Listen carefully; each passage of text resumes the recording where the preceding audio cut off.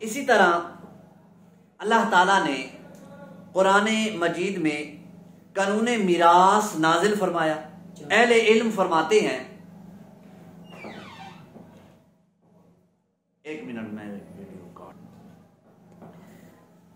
اہل علم فرماتے ہیں قرآن مجید میں جتنی تفصیل اور وضاحت کے ساتھ قانون میراث کو بیان کیا گیا ہے، نماز، روزہ، حج، زکوٰۃ کے اتنے مسائل بیان نہیں ہوئے. قانون میراث یہ واحد چیز ہے. کیوں؟ رب تعالیٰ جانتا تھا کس کو کیسے دینا ہے، کتنا دینا ہے، یہ رب جانتا تھا. اس لیے اللہ تعالیٰ نے، مالک نے خود ہی اپنے بندوں کا حصہ مقرر کیا ہے، باقاعدہ ایک ایک کا حصہ بیان کیا اللہ تعالیٰ نے قرآن پاک. عجیب بات ہے، علم میراث بہت آسان ہے. یہ ہوا بٹھایا ہوا ہے لوگوں کے اندر، یہ بہت مشکل ہے جی. نہ نہ نہ نہ نہ، علم میراث انتہائی آسان ہے، لیکن اس کو کوئی پڑھے، اس کو کوئی سمجھے تو یہ بہت جلدی سمجھا جا سکتا ہے. چند ایک اصول ہیں، ان کو ایک انداز ہے جو اصولی ہے، اس سے ہٹ کر عوامی انداز میں اس کو اگر سکھایا جائے تو یہ بہت آسان ہے. ضرورت کے مسائل سارے ہر ایک کو آنے چاہیے. جہاں پیچیدہ بات آتی ہے وہاں ہمارے مفتیان کرام موجود ہوتے ہیں تو ان سے رجوع کیا جا سکتا ہے، لیکن علم ہوگا تو رجوع کریں گے.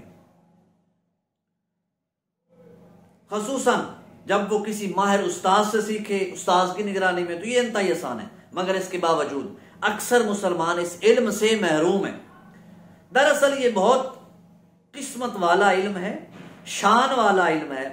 قیامت کے قرب میں یہ علم اٹھا لیا جائے گا. اسی لیے بہت کم اور خوش نصیب افراد یہ علم حاصل کرتے ہیں.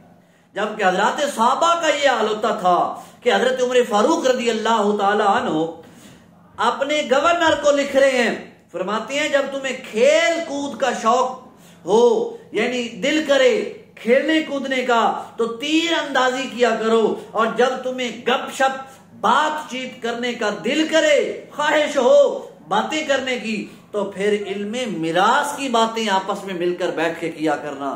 یہ علم میراث اتنا جو ہے وہ صحابہ کرام نے کوشش کر کے عام کیا. میراث میں غلطی کی وجہ سے حرام مال پھیل جاتا.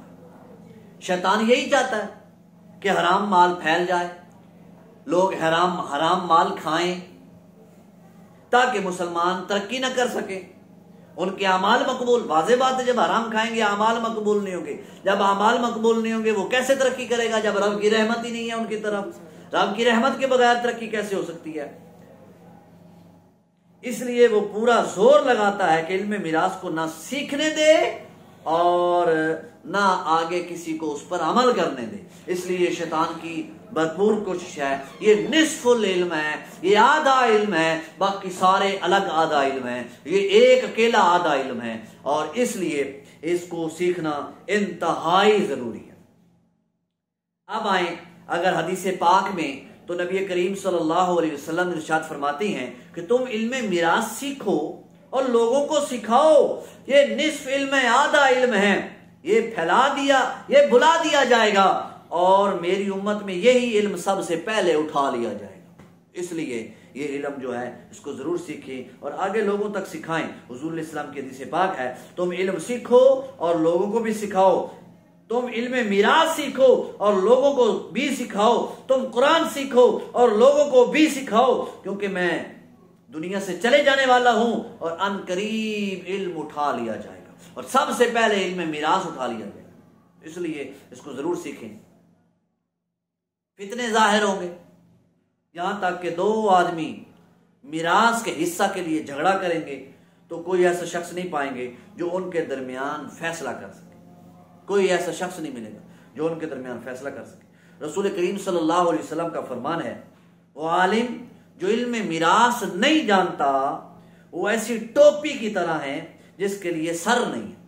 یعنی علم بغیر علم میراث کے بے رونق ہے، بے ذوق ہے، بے برکت ہے. نبی کریم صلی اللہ علیہ وسلم کا ارشاد گرامی ہے، جس شخص نے کسی ایسی میراث کو روکے رکھا جو اللہ تعالیٰ نے کسی اور کے لیے مقرر فرمائی تھی تو اللہ تعالیٰ جنت میں اس کے حصے کو روک دے گا. اندازہ لگائیں کتنے لوگ ہیں ہمارے اندر جو اپنی بہنوں کا حق روک کے بیٹھے ہیں, اور بہنیں وہ شرم سے نہیں لیتی. اگر بہن نہیں لیتی تو بھائی کا کام ہے وہ اس کے حصے کو بیچ دے, یا اپنے سے اس کو اپنے آپ کو بیچ دے, اور اس کی رقم بہن کے ہاتھ میں تھمائے, کہے کہ میرے رب کا قانون ہے, یہ میں آپ کو اس کا حق ضرور دوں گا.